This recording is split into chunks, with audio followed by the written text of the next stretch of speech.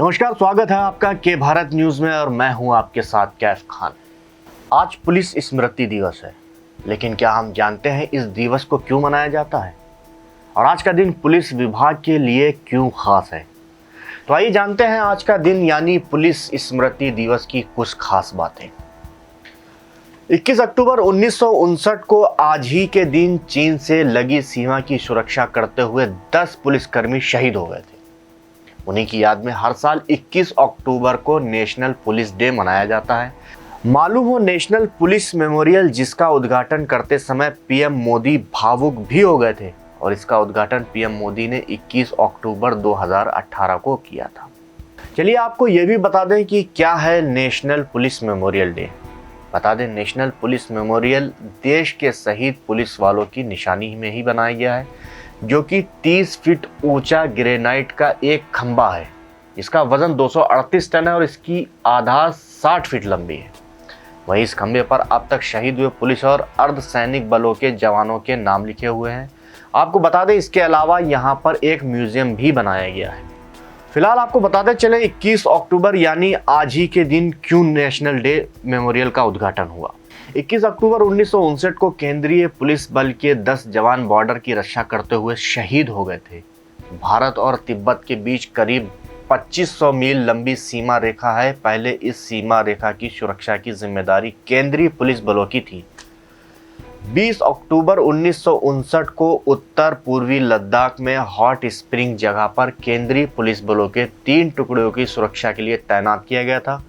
गश्त करती हुई 2 टुकड़ियां 20 अक्टूबर की दोपहर तक लौट आईं, लेकिन तीसरी टुकड़ी में शामिल 2 पुलिस कांस्टेबल और 1 पोर्टर नहीं लौटे। इसके बाद उन तीनों की तलाश के लिए एक नई टुकड़ी बनाई गई। 21 अक्टूबर को ये टुकड़ी उनकी तलाश में निकल गई, जिसमें 20 लोग शामिल थे।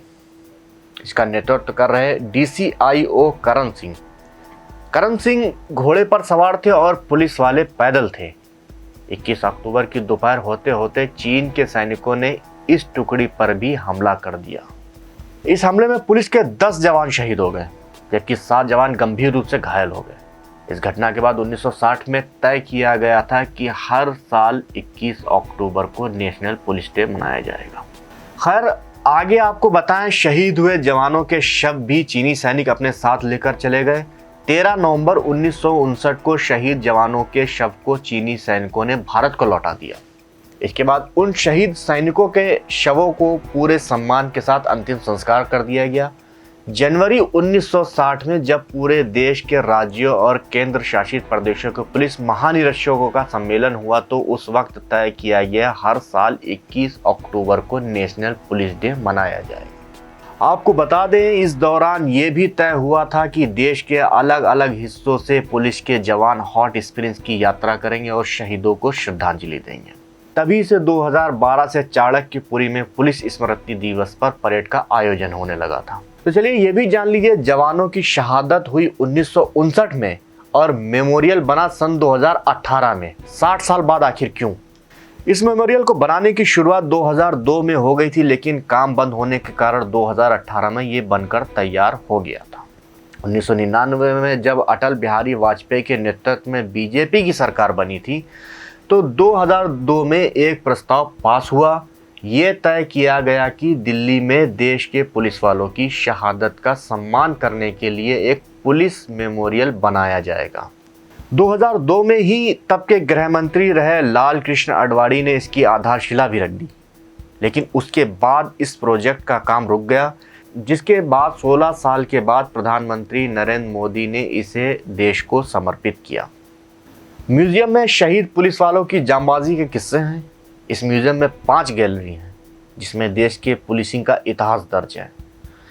310 ईसा पूर्व कौटिल्य के ज़माने से लेकर अब तक सुरक्षा कैसे होती आई है, इसे म्यूजियम में अलग अलग स्ट्रक्चर के जरिए समझाया गया है।